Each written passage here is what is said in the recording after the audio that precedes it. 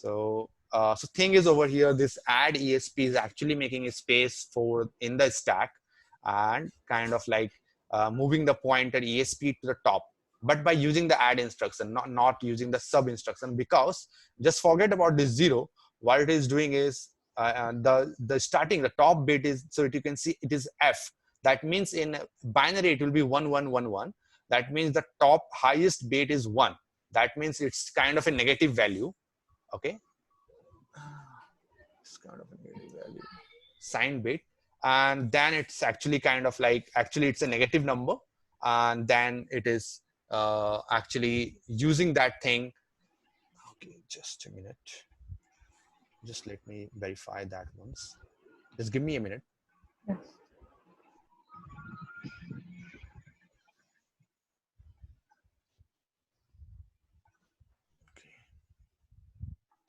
So what I'm doing over here is I'm clicking on this 0FFC, and let's count this thing once. Is 1, 2, 3, 4, 5, 6, 7, 8, and 9. So 8 into 4, 32. So what is happening is, like, you can see F. If you just forget about 0, then it is 1, 2, 3, 4, 5, 6, 7, 8. So 8 and one value like F actually requires 4 bits in binary, right? So 8 into 4 is 32. That means the whole 32 bit will be utilized. That means 0 we won't be considering now, and the first highest bit is the 1 over here, and that actually gives me a negative value. And that's how kind of like thing is working. It's actually negative value. And how you can see that, the other trick is you highlight this, do a right click, and over here you see it is translating into different things. So here it is saying me that is actually equal to, maybe equal to -4. It can be this one also, it can be this one also, it can be maybe a higher integer value, positive value. But for this instruction it's a -4, because we also know, as I told, that we can't tell from here, it's we can't tell that okay, this number should be considered as a negative number or a positive number, but we have to understand the context of the code that I told actually in much previous classes. So over here we know that okay, the function needs some space in the stack for store making, allocating the local variables. So that's why what it is doing is like, okay, it is actually subtracting ESP with -4, and it is storing one local variable, making space for one local variable that IDA Pro has kind of detected in the top thing. Okay, so any questions till now? So if I click over here, it will actually turn to -4, and now it will be much more clear. Clear, guys? Pragyan, why was CH written after FF? H denotes hex, but CH, what does it denote? No, H denote hex, 0C. It's actually C, 12. Oh, sorry. It's a Yeah, hex value. yes, yeah. The C is actually part of that. Yeah. Okay. So now it is actually -4. Okay, and you can quickly translate that just by clicking and kind of seeing over here. Okay, and picking the value that you think that it will the right value. You can just do that, and it will convert that for you. Okay. Okay, And so again, what did yes. you do for reverting it back? Okay, actually it happens on its own. Oh, okay. Yeah, let's see that. Oh, just by right clicking it again, it again went back to that thing. Okay. So in this situation, like, we have to understand the context and Yes. Yeah. see if it is negative value or positive value. Positive value. Yes, that's the correct Since thing. we Yes. know that for stack it is going from high to low, Yes. we have to consider it as a negative value. But It's a negative value. Yeah. yeah, Correct. but Yeah. in other case it might be a positive It value. might be a positive value. Yes. Yeah. So based on the context only, we have to judge that okay, it will be either this value maybe, or maybe this value. Okay. Okay. So I'm going back again to the code, and now so now we know that okay, now let's see like what this thing is doing in much more detail. So let's go down.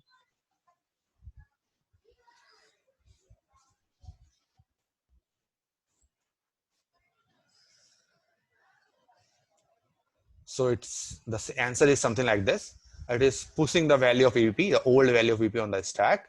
It is building a new stack frame, transferring the ESP to the EVP. Okay, because, and then what it is doing is, because the ESP will be changing later, that's why it is saving the kind of old value of ESP to the EVP. Okay, and kind of then it is like making a space for local variable by subtracting 4. And then actually then these two instructions are of not of much use, because thing is like ESI, it is seeing that ESI register are being used for maybe some old purpose, so that's why it is saving the old value of ESI on the stack. Okay, just to not lose the old value when it exits from the function. Okay, so this is how the prologue of function is working over here. And now whenever you see a function, you can like quickly tell, okay, what the thing is happening in the starting instructions, right? It will be much more comfortable, I think, with dealing with the functions now. Now, thing is, there is a question now that based on what all thing you learned till now, all the calls, things and all, I want you guys to get much more comfortable in IDAPRO and want to know from you, okay, what about the function 4026A7? Analyze the function and kind of answers this 5 questions from there. Okay, so I'll quickly go to 4026A7. To do that, I just press G, 4026A7. Let's go to that. Okay, and now this is the function over here. Now the first question is, from how many locations is it called? This function is, yeah, please tell. Basically, does the question mean where all is this function being referenced? Which all Yes. functions are calling this? Yes. Yeah. Then we can see that in the imports tab. In the imports tab. Wait. See that? Or functions tab, maybe. Functions. Okay, let's see that. Or you can, so here I can see the functions. Okay, I can click that, double click and go to that function. And what just to know in IDAPRO how, like, from where these things are called, I think you click over here and Show references here. chart of reference 2, right? But there was one more way. Yeah, just see that. Yeah, this one, right? You mean function calls? Yes, function calls tab, I remember. But how do we reach there? okay, functions type, synchronize, run to cursor. Yeah. Open view, open subviews, and function calls. Yes. Yeah. Views, subviews, and then the function calls. Yeah. So these correct. two are the places where it's being read. Where it is being called. Yes.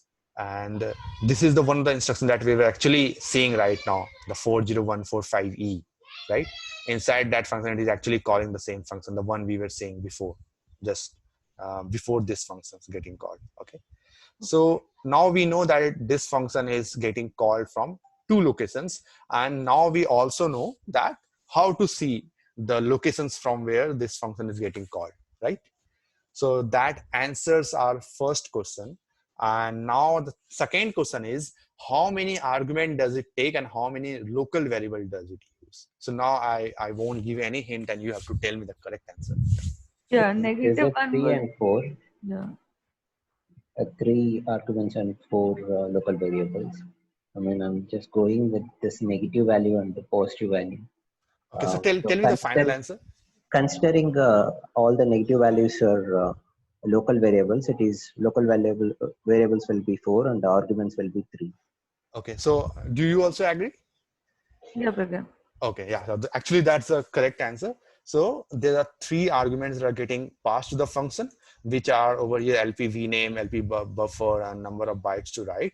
And these are the 4 variables, local variable of that function, right? We can get it from here.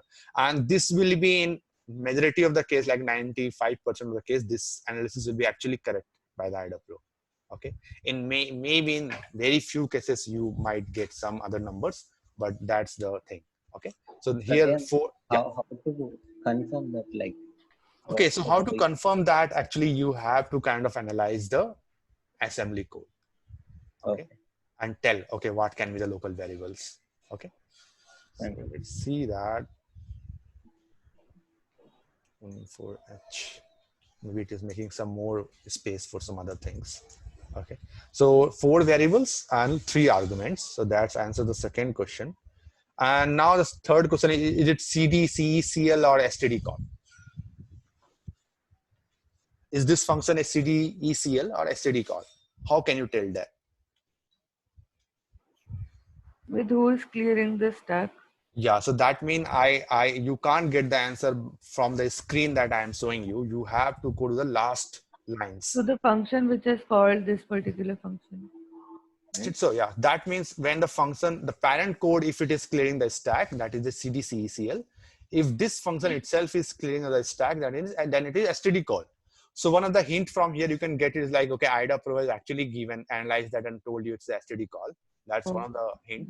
And the other, to confirm that, you can do again, just I will go quickly to the graph view by pressing space and quickly go to the last portion. So you can see there is an instruction called leave. And leave, as I told, like it was actually dealing with pop EBP and move ESP comma EBP, right? It was setting up the stack and all, right? And then you also see a return instruction. It is returning, but it is returning with, and there is some argument called 12. So 12, it is actually popping it, like it is also subtracting the ESP now over here. With the 12 thing, it is actually adding ESP 12 bytes. And now the old values, the ESP is again coming near to the higher address. That means from, if the ESP was pointing over here, with the return 0C, 0C means 12. So it will add 12 bytes to the ESP, and the ESP will point to 1, 2, 3. The ESP will start pointing to this portion now. Okay. So that means that this function is itself kind of clearing the stack for me. And now we have confirmed that it's a STD call. So with the IDA Pro analysis, we know that it's a STD call, but to get it 100%, we again, like as I told, we again went to the assembly code and verified it with ourselves, our analysis. And we know that the analysis of the IDA Pro was also correct. Okay. So that actually answers the third question. And I will wait for, like, is any query regarding the 1 to 3 question, the first 3 questions?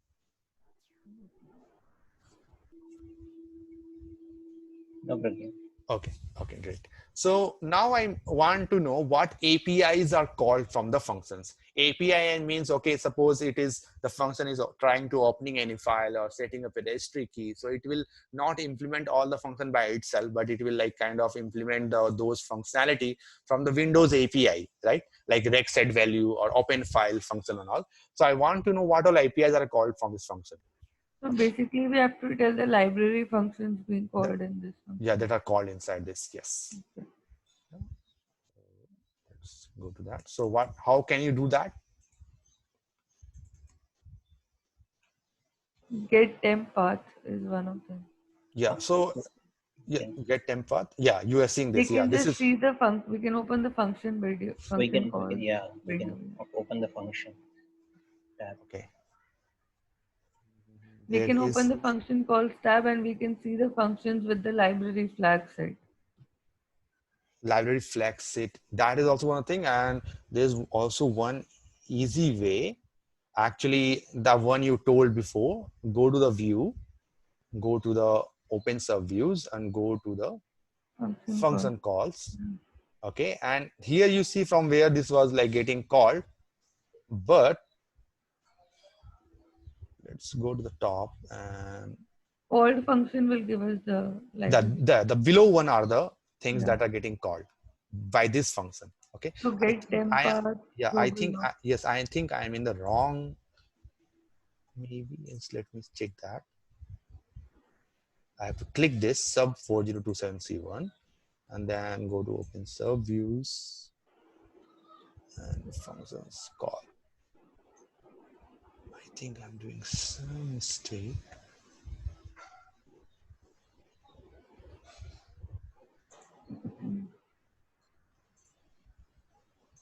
(2687). Okay. I Just think this is not okay. the one we Yeah. are looking for. Yeah. 4026A7. Yeah. Let's look at that. Yes. Because even the So local variables and arguments are different here. different. Yes. 4026A7. Yeah. We are here now. Yeah. And now what we'll do is view, opens a view and function calls. Yeah. We are good. We are good to go now. So in the below window, you can see that you won't count these things like sub. These are the functions. They are not the APIs, right? You will count these things. So these are the APIs. So go again back, and these are the APIs like the One. call. Yeah, yeah. Please tell. No problem. I'm just Yeah. counting So this. how many. Yeah. So these are the APIs that are being called. Like reg create.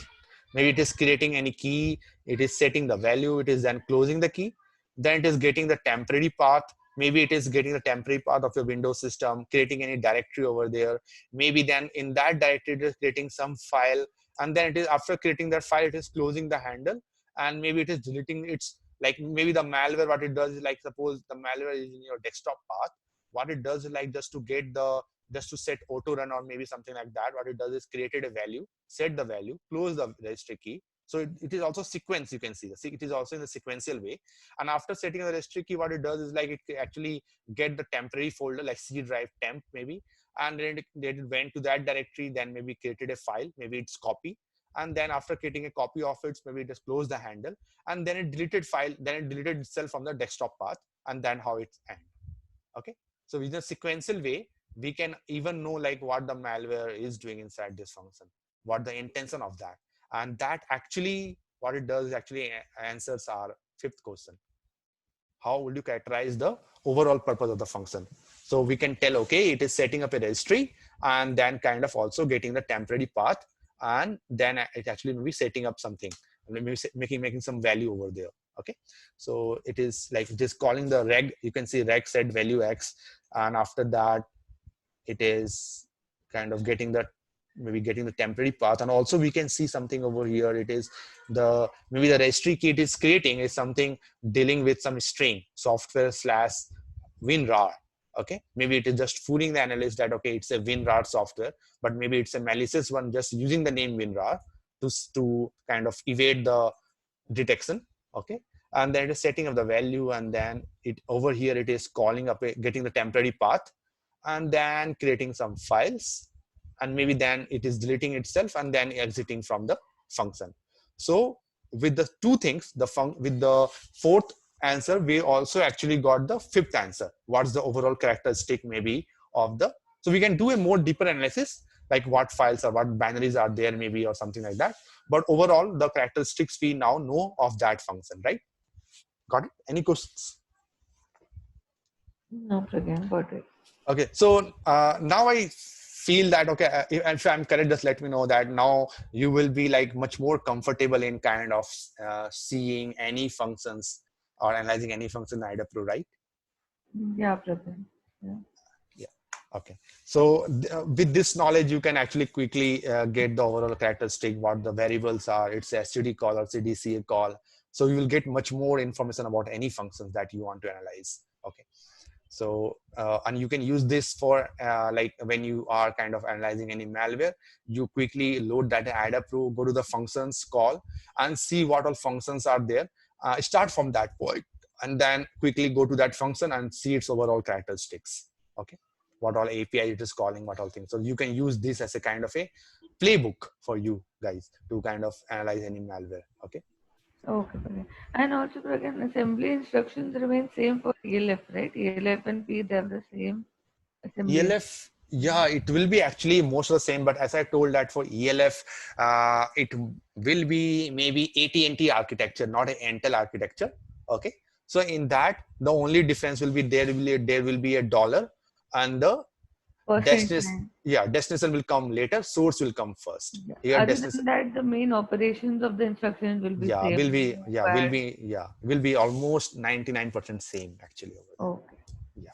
Okay. Okay. Let's go. Okay. Now we are in the, so one thing we saw the e-files and all. We even see the complex if and else, the conditional statement and all. Now there is something called a switch. You might already know how switch are implemented in C, C++, or I don't think it is in Python, but in C, C++ we normally use switch statement. Okay. Yeah.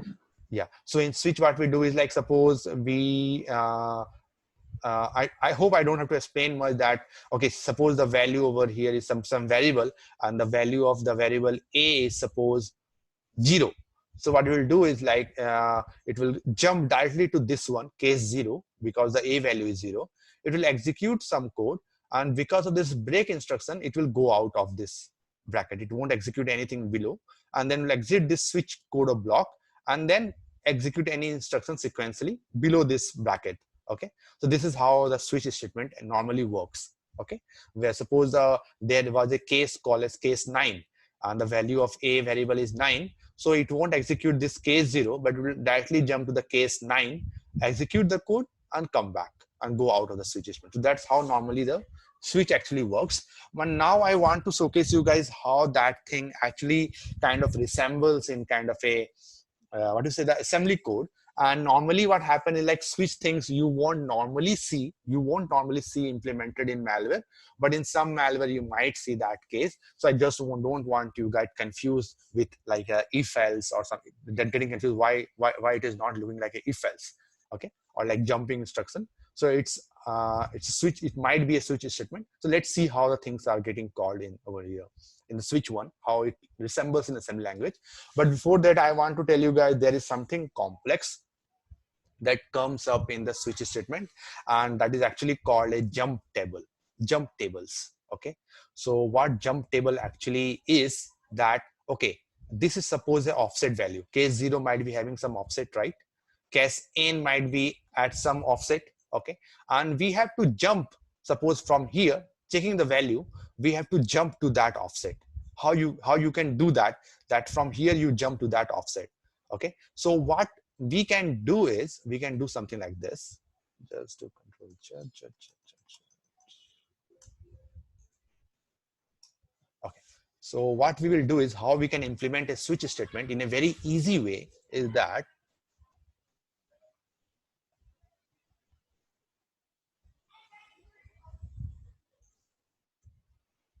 so suppose there are in the switch, suppose there are 1, 2, 3, 4, 5, and 6. So suppose there are 6 cases where we can jump. Maybe case 0, case 1, case 2, case 3, case 4, case 5. Just for an example. And suppose the value of A is starting. A might be anything. Maybe A is like, suppose A comes to be 0, or it can be anything like suppose 0, or maybe it can start from anything, 1 to maybe 1 to 6. It can have any value, suppose 1 to 6. And this is our case 0 where the codes are starting. This is case 1. Okay, this is case 2 where the code of case 2 is starting. Okay, so what will happen actually is like, now in every cases, just stop me when the things get complex and you want to kind of see that in much more detail. Okay, so let's quickly go over here just to get you guys much better idea that you might be agreeing that in the case 0 there might be multiple lines of code, right? It can be 1 line, it can be 3 lines, and what will happen is the offset value will then change from where the case 1 block are starting, right? Suppose the case 0 only holds a single value, then the case 1 will, suppose the case 0 holds a single instruction, and suppose the offset of that is 100.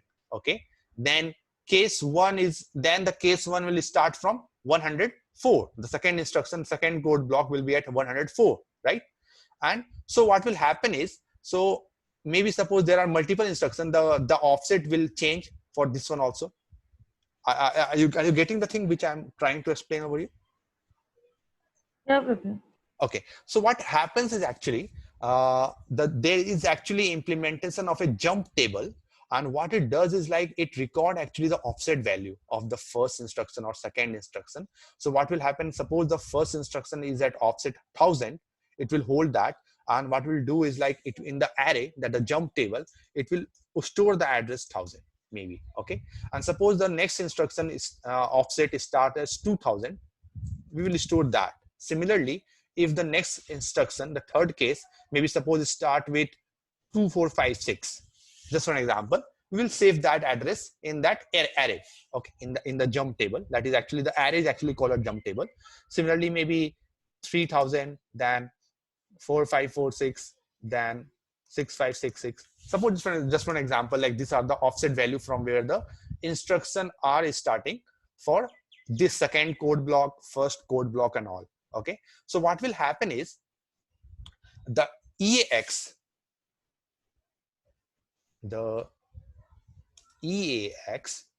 will, in this case which I am describing right now, what it will do is the EAX will actually point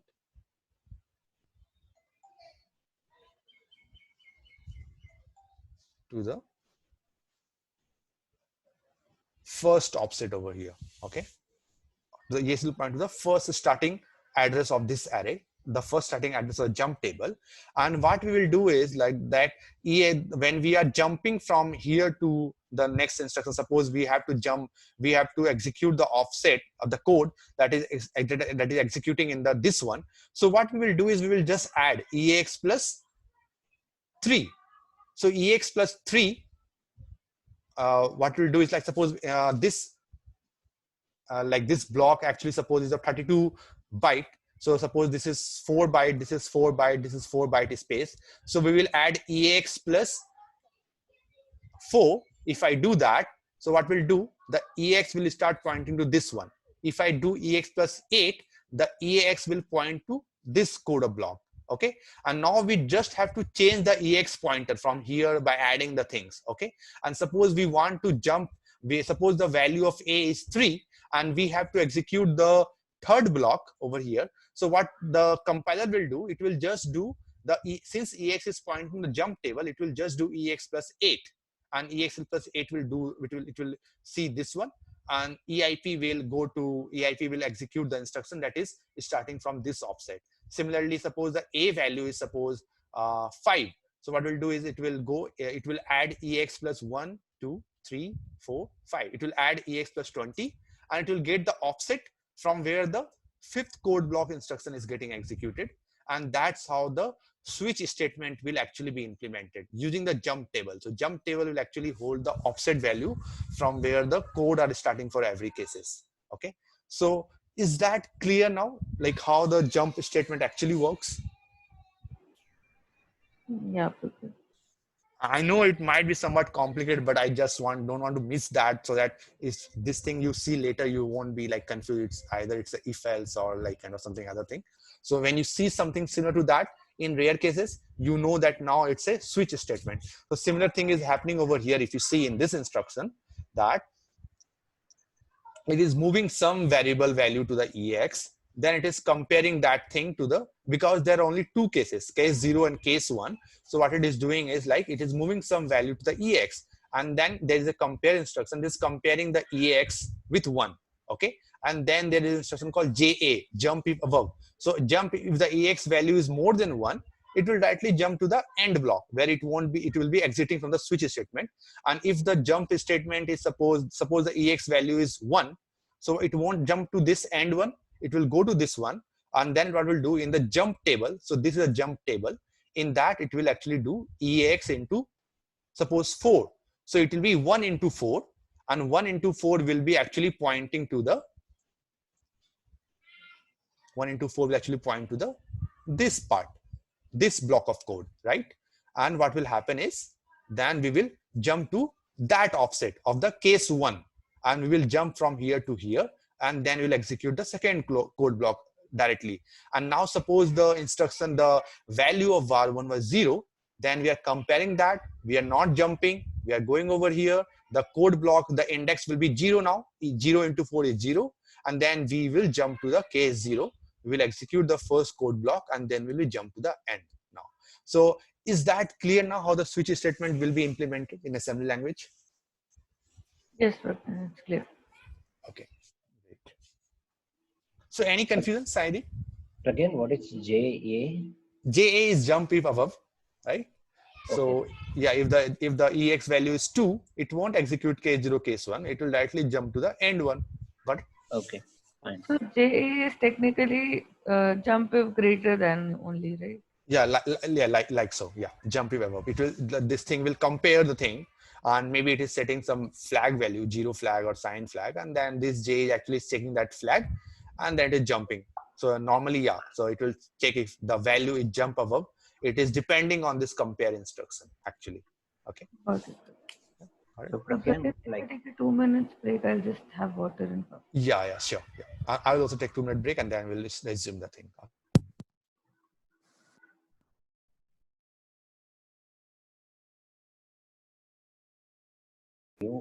I think it's better we see whether it is a positive value or a negative value or zero value.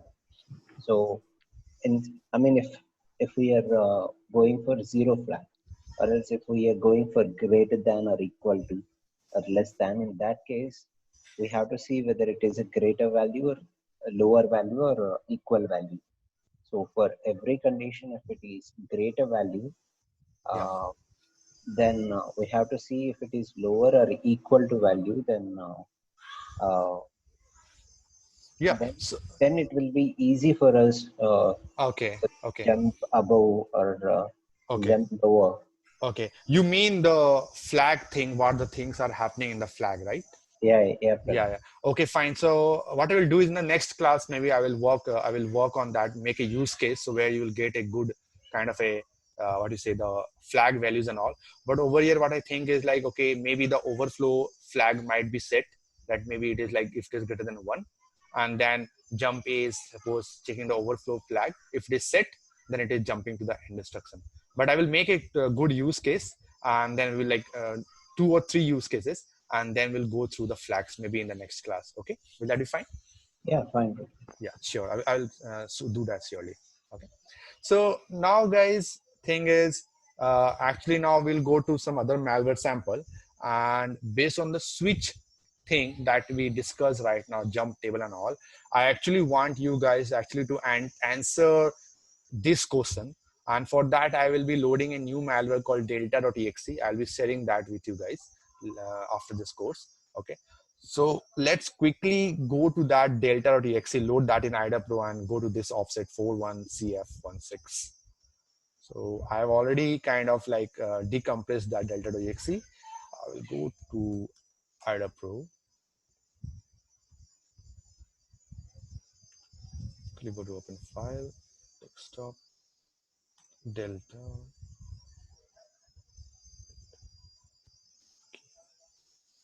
Okay. And now the question is 401C 41CF16. Let's go to that. 41CF16. Okay. Now actually there is a implementation of a switch case over here. Okay. And based on that, I want to know from you guys what will be the answers for the. So what I'll do, I will just quickly adjust the screen. Let's see, you guys can answer. Okay, so based on the top 3 instruction over here, JA, move, and JMP, you can see there is some, based on the thing that we saw, there is some kind of like work implementation of a jump table. That means there is a switch case, and I want you guys to answer 3 questions. What is the, identify the maximum entry number in the jump table, and determine the base address of jump table, and identify the target address of jump if EAX holds the value 4. Okay, so let's like just wait, give some time to decoding the questions, and then maybe understanding what this question is. I'll give it 2 minutes break for that, and then I will continue. Okay.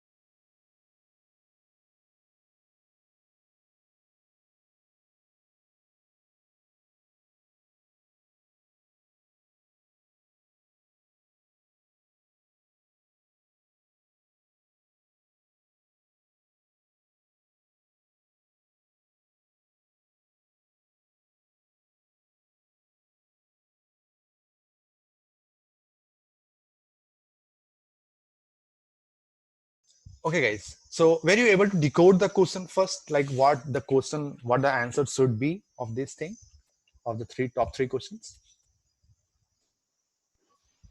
No, Pragyan, I didn't understand the meaning of maximum entry number. Okay, so maximum entry number actually means that, okay, suppose in the first thing that we saw, there were two cases, case 0 and case 1, right? So the maximum entry over there was actually 1, right? The case 1. So that's the value I want from you guys. What will be the maximum case value of this, maybe the implementation of the switch case over here? How you can do that? Okay.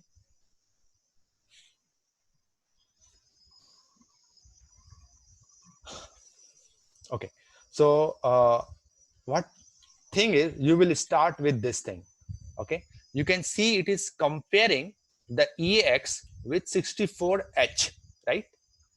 If the value of EX is more than that, it is transferring, I think, to the end statement. It is going out from the switch block. Okay. If it is below that or equal to, then it is fine, right? Any questions in that? Okay, okay. So 64 is the maximum entry number. Not 64. The 64. Hey, Yes. decimal value of 64. Yes. The 64 decimal value, I think it is 100. Okay. So it is 100. Yeah, it is 100. Okay. You can see from here. So it is the maximum case is case 100 over here. Got it? Got the first answer? Yeah, got Yeah, it. Okay. Now determine the base address of jump table. So as I told, the jump table will be also at some offset, right? The jump table which will hold the case 0 offset, case 1 offset. But this array will be also stored at some address in the memory. So EX will be actually pointing to the base offset, right? And actually I want to uh, ex into 4, like 0 into 4, maybe it will 0 it will go, the index will be the first, it will get the first offset address and all. So this array base address, where it is, this array, the jump table base address, that I mean from the second question. So what you can do is, if you see it is doing jump offset 41CF82, and then inside that it is doing 0 into 4, 1 into 4 and all. That means if it is 0, it will actually get the index of the first offset that is stored in the, suppose in the address 41CF82. So that means the jump table base address is actually at 41CF82. That means the array is actually getting like array kind of thing is database of that, this offset is actually stored at 41CF82. Okay. So with this second question, I actually mean what the base address means. The database where the offsets value are saved sequentially, okay, at every 4-byte location, is actually start from the offset value 41CF82. Okay. So this means the second, this is the answer for the second question. Okay. Got it? I didn't understand this, Pragyan. Could you repeat it? Okay. And could you explain the jump statement also? What does it mean? Like, I get that it's jumping somewhere, but what does it mean in the bracket EX plus 4? Because that is the value, right? Yeah. So what is happening over here is that EX actually hold the number, right? It can be 1, 200, anything. Okay. It can be negative also. So it can't be negative. It will start from 0 because the array actually start from 0. So what is happening over here is, I will quickly go to this offset 41CF82. You can see it is actually over here 4C1F2. So it is actually a jump table, okay, that I was trying to showcase you guys as an array thing, but in reality is actually something like kind of a database. So in this 41CF82, actually you can see the first case 0, suppose the case 0 offset is saved, that the case 0 offset instruction start from this location 41D31E. Similarly, the case 1 offset instruction offset actually start from this one 41D0. So it actually kind of a database of all the offset value of the cases that are there, that will be there in the switch case. Okay. Okay. So basically, the array that you had made in Paint, it's the Yeah. same array here. Yeah, Okay. it's kind of a implementation of that array in kind of a written thing. Here it is storing that variable. Okay. The Okay. offset value is just mentioned over here in a hard, So like, from the jump instruction, can we tell that it is jumping to an array? or No, yeah. So what it is doing is actually it is what is happening over here. Suppose the EX value is 0. Okay. So what will do? It will actually jump to the value value at the that is first at stage? the zeroth location of the 41CF82. That is location 41D31E. So the jump will actually jump to location 41D31E if the EX value is 0. Okay. Got it? Yeah, got it. Now the third question, that is what will be the jump if the AX value holds 4? So what will be the jump if the AX value holds 4? 4 41 CF80. Yeah, so it will be actually 0, 1 into 4, that means 4. So it is 0 location, 1 location, 2 location, third location, and fourth location. Okay. So it will Okay. actually be pointing to 41CF92, and the address that will be jumping, that is 41D07E. So it starts from 0, 1, 2, 3, 4. So the fourth one will be jumping. If we give the EX value as 4, we will be jumping to this location, 41D07E. Got it now? Is it clear? Yep, again, got it. So now it is clear, right? How the switches are implemented in assembly code. Saidip, you too? Yeah, Pragyan, but the only thing is if EX value is 4, Okay. it will not go to 16, is 16th, Yeah, right? 16. Yes. So what will happen is like it will be 16. Correct. Yeah, you are actually correct. It will be 16. So 4, then 8, then 12, then it, because it starts from here. Yeah, The that 41 is that CF. is considered as Yeah. 0, 4. Yeah. So it is 4, 8, 12, and 16. It will start with the 41D07E. Yes. So that's actually the correct way of actually calculating the byte offset from where we will be getting the location address. Got it? Yeah, Okay. So yeah. So is any questions now from the switch statement? Like anytime you see this kind of implementation, you will be actually quickly tell, okay, this is a switch implementation. The biggest case is the case 100, and the jump table actually start from 41CF82, and then we will actually get the addresses where the things will be jumping. Right? Everything is clear now. The switch one. Yeah, Prakash. yeah, Pragyan. And what is the last question, Pragyan? Yeah, that the same thing when the EX value is holds 4. Oh, Okay. okay. Yeah, so that's the answer will be 41D07E, where we'll be jumping. Okay. So if you want to see that, you can see it is somewhat implemented like this over here. The cases are there, right?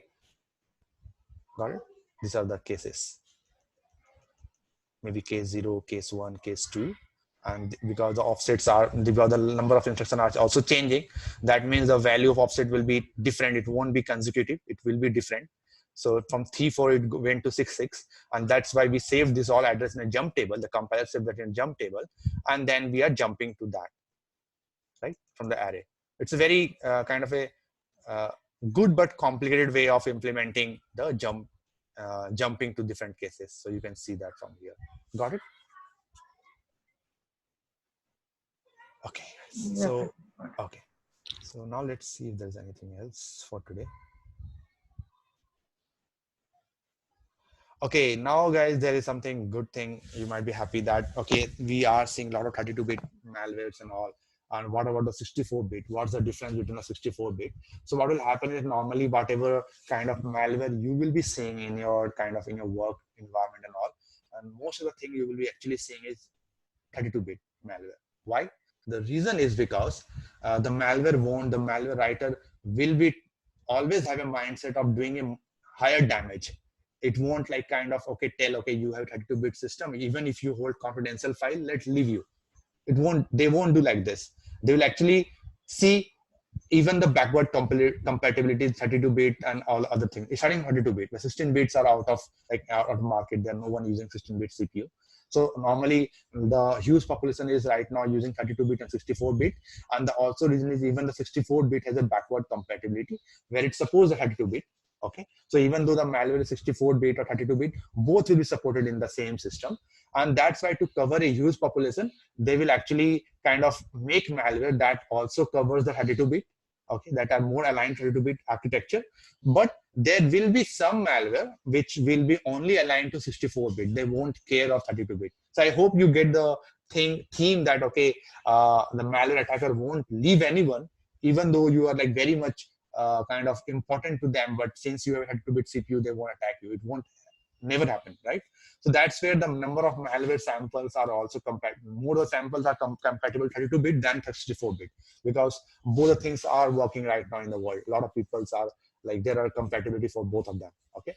But if you see a 64-bit assembly, there will be actually kind of that's I will be discussing in much more detail in later classes, where there will be some minor differences, which I have already told, that the 64-bit, we will be telling it as x86-64, okay?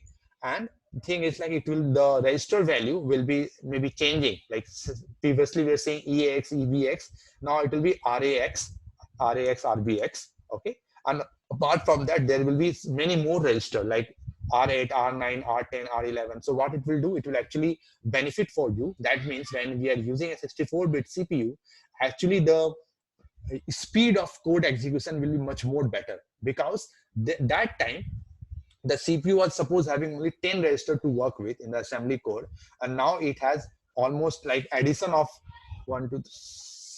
8 register more. So now the assembly code will be much more written in kind of thing where the memory data getting from memory will be less, but data getting from register will be more. And that's because registers are very speed thing. That's where your execution of the software will actually be speed up because of that, okay? So that's how that some of the minor difference in 64-bit CPU, where we have some more register.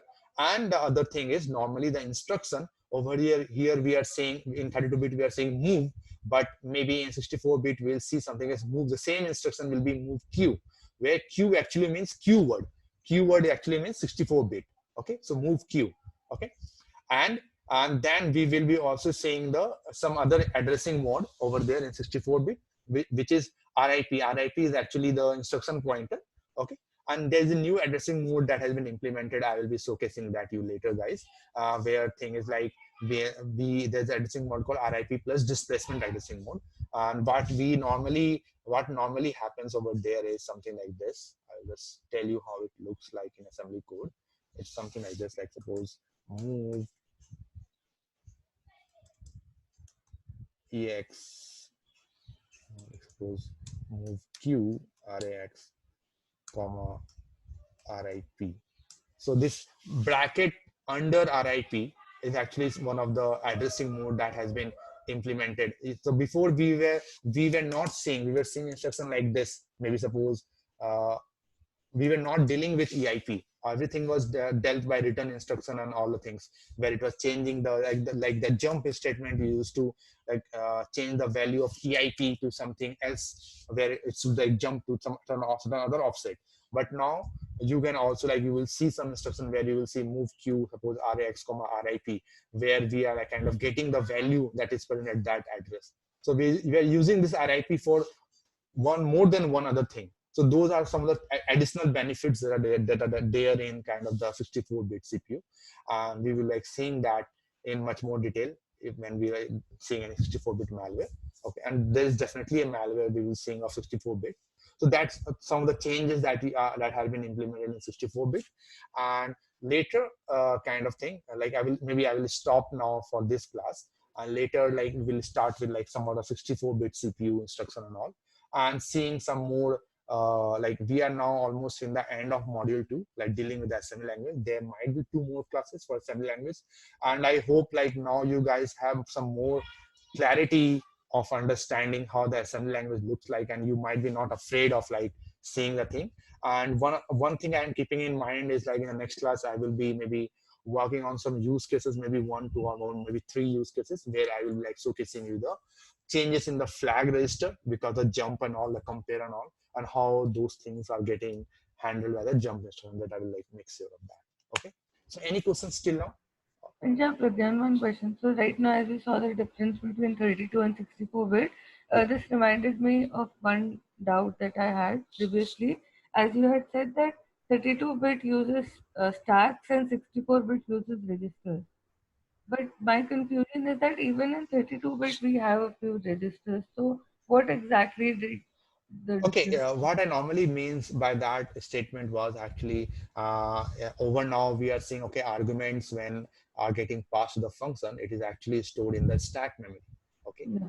Now in 64 bits, since we have like number of new register, so why to store? Why the compiler will store the values in the stack? Because stack will be somewhat slower, right? Because the stack will be existing in the RAM memory, and getting from the RAM memory will actually add up maybe some microseconds or some nanoseconds to the operation of fetching the value from there.